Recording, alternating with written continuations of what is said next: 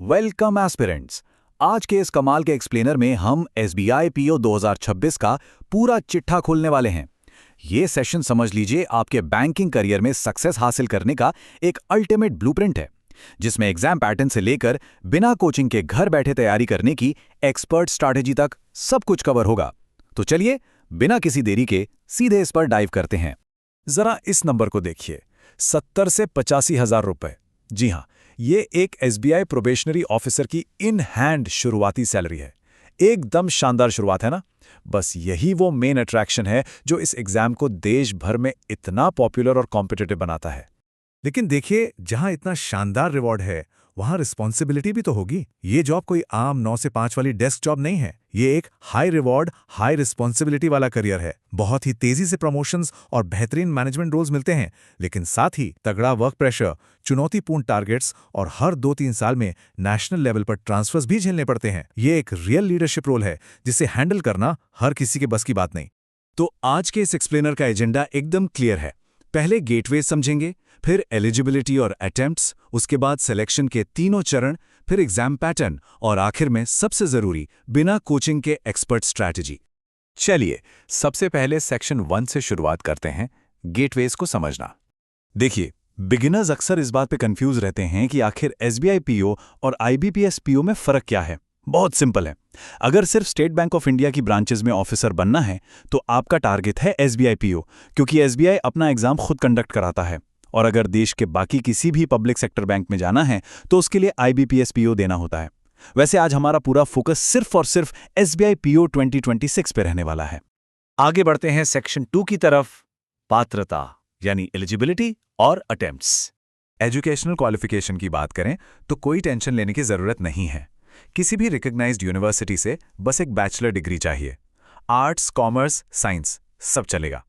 मजे की बात तो यह है कि कॉलेज के फाइनल ईयर वाले स्टूडेंट्स भी बिंदास अप्लाई कर सकते हैं। और हाँ, परसेंटेज की भी कोई टेंशन नहीं है। कोई मिनिमम कट ऑफ मार्क्स नहीं चाहिए। अगर डिग्री में सिर्फ पास लिखा है तो भी पूरी तरह एलिजिबल हैं। अब यहाँ थोड़ा ध्यान देने वाली बात है, जहाँ एजुकेशन में छूट है वहीं एज लिमिट और अटेम्प्ट्स के नियम थोड़े सख्त हैं। जनरल कैटेगरी के लिए उम्र 21 से 30 साल है और पूरी लाइफ में सिर्फ 4 अटेम्प्ट्स मिलते हैं।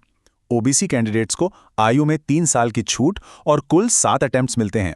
वही एससी एसटी कैंडिडेट्स 35 साल की उम्र तक अनलिमिटेड बार एग्जाम दे सकते हैं। तो जिनके अटेम्प्ट्स लिमिटेड हैं उनके लिए हर एक चांस सोने से कम नहीं है। बिना सॉलिड तैयारी के बस एक्सपीरियंस के लिए एग्जाम देना बहुत भारी पड़ सकता है। चलिए अब आते हैं सेक्शन 3 पर, सिलेक्शन के 3 अहम चरण। ये सिलेक्शन प्रोसेस सच कहूं तो किसी मैराथन जैसा है। स्टेप 1 है प्रीलिम्स, जो बस एक ऑब्जेक्टिव स्क्रीनिंग टेस्ट है। इसे सिर्फ क्वालिफाई करना है। इसके मार्क्स फाइनल मेरिट में नहीं जुड़ते। असली रेस शुरू होती है स्टेप 2 यानी मेन से। यहां ऑब्जेक्टिव के साथ साथ डिस्क्रिप्टिव पेपर भी होता है। और फिर आता है स्टेप 3, इंटरव्यू और ग्रुप डिस्कशन, जहां पर्सनालिटी, कम्युनिकेशन और बैंकिंग नॉलेज टेस्ट होती है। याद रखिए, मेंस और इंटरव्यू के मार्क्स मिलाकर ही फाइनल सिलेक्शन तय होता है। Moving on to section 4, exam pattern और सिलेबस। अब जरा नंबर्स पर नजर डालते हैं। प्रीलिम्स में कुल 100 सवाल आते हैं और टाइम मिलता है सिर्फ 60 मिनट। इंग्लिश के 30, क्वांट्स के 35 और रीजनिंग के 35 सवाल। पर यहाँ सबसे क्रूशियल पॉइंट क्या है? Strict sectional timing. हर सेक्शन के लिए केवल 20 मिनट मिलेंगे, मतलब हर सवाल के लिए 1 मिनट से भी कम टाइम। अगर स्पीड और एक्यूरेसी का डेडली कॉम्बिनेशन नहीं है तो यहाँ टिक पाना बहुत मुश्किल है। और जब हम एक्यूरेसी की बात करते हैं ना, तो ये -0.25 का फिगर सच में डरा देता है। हर गलत जवाब पर 1/4 नंबर पेनल्टी के तौर पर कट जाते हैं, लिटरली। इसलिए अंधाधुंध तुक्के मारना मतलब एक अच्छे स्कोर को पूरी तरह बर्बाद कर देना। जो सवाल समझ ना आए उसे इज्जत के साथ छोड़ देना ही सबसे बड़ी समझदारी है। प्रीलिम्स की बाधा पार करने के बाद आमना सामना होता है इस भारी भरकम मेंस एग्जाम से। कुल 155 सवाल, 200 मार्क्स और पूरे 3 घंटे का समय। इसमें साफ दिख रहा है कि रीजनिंग, कंप्यूटर एप्टीट्यूड और डेटा एनालिसिस का पूरा दबदबा है। दोनों ही 60-60 मार्क्स के हैं। जनरल और बैंकिंग अवेयरनेस भी पीछे नहीं है, उसका भी 60 मार्क्स का बड़ा वेटेज है। यहां रट्टा मारने से काम नहीं चलेगा। मेंस में कॉन्सेप्ट्स की गहराई और एनालिटिकल स्किल्स का ही असली टेस्ट होता है। और हां, पिक्चर अभी बाकी है। मेंस के वो 3 घंटे खत्म होते ही तुरंत बिना किसी ब्रेक के 30 मिनट का डिस्क्रिप्टिव टेस्ट चालू हो जाता है। ये 50 मार्क्स का होता है और इसे पेन पेपर पर नहीं बल्कि कंप्यूटर कीबोर्ड पर इंग्लिश में टाइप करना होता है। इसमें ईमेल राइटिंग, सिचुएशन एनालिसिस या रिपोर्ट राइटिंग जैसे प्रोफेशनल टास्क दिए जाते हैं। बेसिकली ये चेक करने के लिए कि इंग्लिश ड्राफ्टिंग और थॉट प्रोसेस कितना क्लियर है। इस पहाड़ जैसे सिलेबस को क्रैक करने के लिए कुछ हैवी वेट टॉपिक्स पर सॉलिड कमांड होनी चाहिए। क्वांट में सिंप्लीफिकेशन और डेटा इंटरप्रिटेशन यानी डीआई पर मास्टरी बेहद जरूरी है।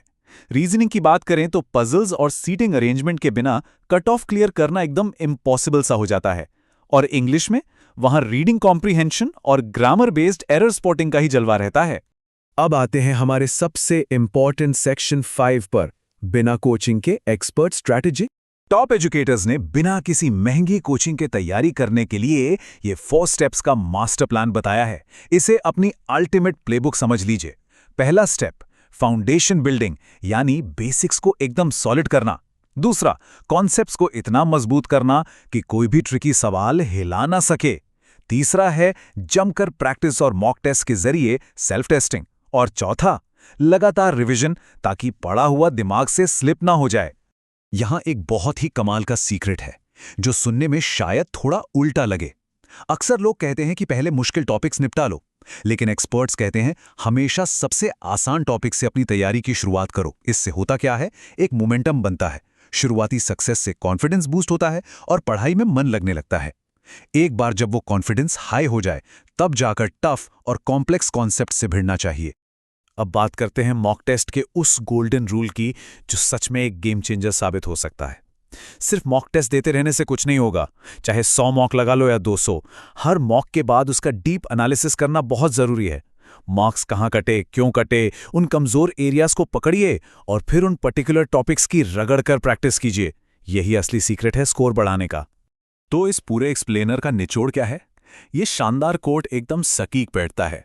कड़ी मेहनत का मतलब सफलता है, लेकिन तभी जब वो सही दिशा में हो। SBI PO जैसे हाई प्रेशर एग्जाम में सिर्फ आंख बंद करके बिना सोचे समझे 10-12 घंटे पढ़ने से सिलेक्शन नहीं होता। बिना सॉलिड स्ट्रैटेजी, बिना सिलेबस की सही समझ और बिना डीप एनालिसिस के असंगठित मेहनत से वो रिजल्ट नहीं मिलेगा जिसकी उम्मीद की जाती है। तो गेटवे से लेकर एग्जाम पैटर्न और एक्सपर्ट स्ट्रैटेजी तक अब पूरी पिक्चर एकदम क्लियर है। अब बस एक ही सवाल बचता है, क्या हमारे एस्पिरेंट्स 2026 को वो साल बनाने के लिए पूरी तरह से तैयार हैं जब एक SBI प्रोबेशनरी ऑफिसर की कुर्सी पर अपना नाम लिखवाएंगे?